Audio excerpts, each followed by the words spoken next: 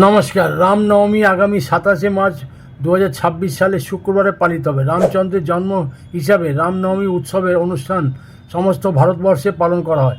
রাম হলেন শ্রী বিষ্ণুর সপ্তম অবতার। রামের পিতা মহারাজা দশরথ এবং মাতা কৌশল্যা। রামনবমী চৈত্র মাসে নবমী তিথিতে পালিত হয়, যা বসন্ত নবরাত্রির অন্তর্ভুক্ত। নবমী তিথি লাগছে 26শে মার্চ বৃহস্পতিবার দুপুর 2:30 এবং নবমী তিথি সমাপ্ত হবে 27শে মার্চ শুক্রবার দুপুর 12:21। মর্যাদা পুরুষোত্তম শ্রী রামচন্দ্রের জন্ম মধ্যাহ্নকালে হয়েছিল। এনার পূজার শুভ সময় হবে 27শে মার্চ শুক্রবার উদয়া তিথি হিসাবে।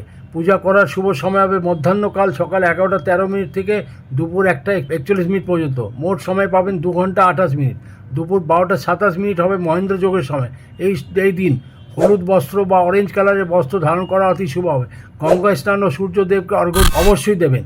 রাম দরবারে ছবি রেখে সমস্ত পূজা করতে হয়। হলুদ ফুলের মালা শ্রী রামচন্দ্রজিকে অর্পণ করবেন। তার সাথে ধূপ দ্বীপ চন্দনের টিপ অতি অবশ্যই লাগাবেন এবং তার সাথে সাথে তুলসী পাতা অতি অবশ্যই অর্পণ করবেন।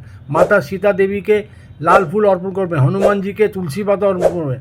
আর পুরো পরিবারের সদস্যদের কপালে চন্দনের টিপ লাগাবেন। তার সাথে প্রসাদ বিতরণ করবেন। তারপরেই আপনি বলবেন জয় শ্রীরাম, জয় শ্রীরাম, জয় শ্রীরাম। যতবার খুশি বলতে পারেন জয় শ্রীরাম।